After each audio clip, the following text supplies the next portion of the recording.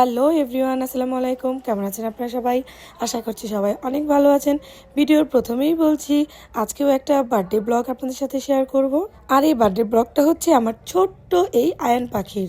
যদিও এটা কিছুদিনের আগের ভিডিও, তাতে কি হয়েছে, শেয়ার করতে তো আর কোনো দোষ নেই। আমার আয়ান পাখিটা তো নাকে সরিষার তেল দিয়ে ঘুমাচ্ছিল, আর এইদিকে আমি আর ওর বাবা ওর জন্য ছোট্ট একটা সারপ্রাইজ প্ল্যান করছিলাম। তখন তো ঘড়িতে প্রায় 9:30 বেজে গেছে। আর আয়ান সোনাকে আমরা ঘুমে রেখে আয়ান সোনার পছন্দের একটা জিনিস কিনতে আমরা চলে গেছিলাম বাইরে। যেহেতু আমাদের বাড়ির কাছেই ছোট একটা দোকানে আমরা যাব, তাই আমি ওরকম ভাবে একটু রেডি হইনি, কোনো রকম জাস্ট হেজাবটা পরেছি আর রওনা দিয়েছি। আর এই তো দেখছেন যে আমার আয়ান সোনার জন্য আমরা কি সারপ্রাইজ প্ল্যান করছিলাম। অনেকদিন যাবত ইচ্ছে ছিল যে আমার আয়ান সোনাকে সুন্দর একটা সারপ্রাইজ দিব। আর সেটা কি দেওয়া যায়, যেহেতু আমার আয়ান সোনা এখন সাইকেলিং করা শিখে গেছে, তাই তো আমাদের মাথায় এই বুদ্ধিটা আসলো। আমি জাস্ট একবার ওর বাবাকে বলেছি যে আমি আমার আয়ন সোনাকে এরকম একটা সাইকেল গিফট করতে চাই। ওর বাবা বললো আচ্ছা ঠিক আছে, তুমি তোমার বাচ্চাকে যেইটা ইচ্ছে সেটা গিফট করো। আর এদিকে আমি আয়ন সোনার জন্য এই সাইকেলটা কিনে একটু ডেকোরেশন করার জন্য নিয়ে এসেছিলাম। যদিও একদমই ছোট বাচ্চাও অত কিছু বোঝে না, তারপর আমার ইচ্ছে হলো যেহেতু আজকে ওর বার্থডে, তাই তো একটু বেলুন দিয়ে কেননা ওর গাড়িটা একটু সাজানো হোক। আর আমরা তেমনভাবে কিছুই করিনি, একদম ঘরোয়া পরিবেশে জাস্ট একটা কেক কাটিং করেছি। হয়তো এখন আবার অনেকে বলবেন যে বাচ্চার বার্থডে আপনাদের ড্রেস আপ কেন এমন।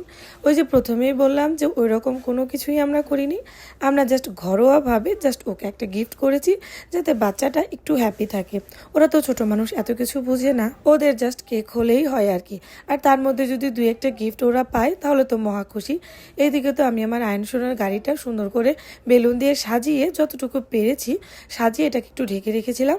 আর ওকে ঘুম থেকে উঠিয়ে কত ছলাকলা করে উঠাতে যে আমাদের কত কষ্ট হয়েছে। তারপর ওকে নিয়ে যাচ্ছিলাম ওর সারপ্রাইজের কাছে। ও যে একদমই কিছু বুঝে না সেটা বললে হয়তো বা আমারই ভুল হবে, কারণ ও মনে মনে বুঝতে পারছিল যে ওর জন্য আমরা কিছু এনেছি, তাই তো আমার বাচ্চাটা এতটা খুশি ছিল। সবাই কিন্তু মাশাল্লাহ বলে দিবেন। আর এদিকে তো জুবাইর ওর চোখ বন্ধ করে নিয়ে আসছিল, বলছিল ভাইয়া তুমি একদমই তাকাবে না, তাহলে তোমার সারপ্রাইজ কিন্তু নষ্ট হয়ে যাবে। ওর চোখটা ছাড়ার পর ও আসলে একদমই বুঝতে পারছিল না, কিন্তু যখন ওকে বলা হলো যে দেখো এইখানে কি, তখন তো ওর সাইকেল দেখে খুবই খুশি। আর এখানে ওর দাদা ওর জন্য একটা আর্জেন্টিনার জার্সি এনেছিল। ওর দাদার অনেক ইচ্ছে ছিল যে ওনার নাতি আর্জেন্টিনার জার্সি পরে কেক কাটিং করবে, যেহেতু আমাদের ঘরে অনেকেই কিন্তু আর্জেন্টিনার সাপোর্ট করে। একটা পর্যায়ে আমি দেখলাম যে ওর দাদার কম্বিনেশনের সাথে আমাদের সাইকেলিংয়ের কম্বিনেশনটা একদমই মিলে গেছে, হোয়াইট অ্যান্ড স্কাই কালার। আর ওর জার্সিতেও হোয়াইট অ্যান্ড স্কাই কালারই ছিল। আর এদিকে তো আয়ান সোনা তার সাইকেল দেখে একদমই অবাক। সে তো বুঝতেই পারছিল না যে সে কি রেখে কি করবে।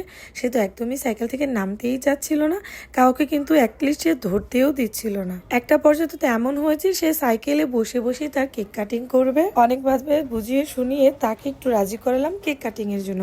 সে যে তার সাইকেলে উঠেছে আর নামতেই চায় না।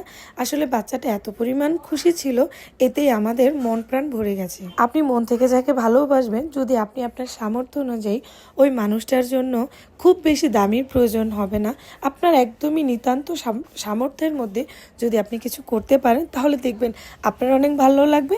আর সামনের পক্ষের মানুষ যদি সেটা এতটা আনন্দ নিয়ে গ্রহণ করে, তখন তো একদম জমে যেন ক্ষীর। আমি আমার আয়ন সোনার জন্য খুব কম দামি একটা গিফট এনেছি, কিন্তু দেখেন আমার আয়ন সোনা কত খুশি হয়েছে। আর এদিকে তো আয়ন সোনার গিফট দেখার জন্য তার দাদারাও চলে এসেছিল। আসলে গিফট তো দেখছে তার সাথে কিন্তু আয়ন পাখির সাথে তারা কেকও কাটিং করবে। আমাদের আয়ন সোনা কিন্তু কেক কাটিং করতে অনেক পছন্দ করে।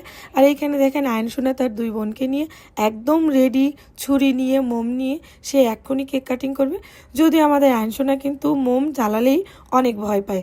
যদি এই ফুলঝুরিটা এনেছিলাম, তারপর আমরা এটা জ্বালাতে পারিনি, সে একদমই ভয় পাচ্ছিল। যাই হোক, ওর আনন্দেই আমাদের আনন্দ, তাই তো ফুলঝুরিটা বাদ দিয়ে আমরা কেক কাটিং শুরু করে দিয়েছি। ওর দাদা, আয়ন সোনার দাদারা, আয়ন সোনার আপু, আয়ন সোনার ভাইয়া সবাই মিলে একসাথে আয়ন সোনার জন্য প্রে করছে আর আয়ন সোনার কেক কাটিং করছে। মাশাআল্লাহ, আমি মন থেকে দোয়া করি আমার আয়ন সোনা পরিবারের সবাইকে নিয়ে জীবনে অনেক এগিয়ে যাক। আপনারাও সবাই কিন্তু আমাদের আয়ন সোনার জন্য অনেক অনেক দোয়া করবেন, যাতে আমাদের আয়ন সোনা বড় হয়ে অনেক ভালো মনের একজন মানুষ হয়, জীবনে যাতে আল্লাহকে অনেক সুখী করে আর অনেক নেক হায়াত দান করে। তারপর তো কেক কাটিং করে আমরা ঘরোয়াভাবে যা কিছু আয়োজন করেছিলাম সবাই একসাথে বসে একত্রে ওইগুলো খেয়ে আমরা যার যার এখানে চলে এসেছিলাম।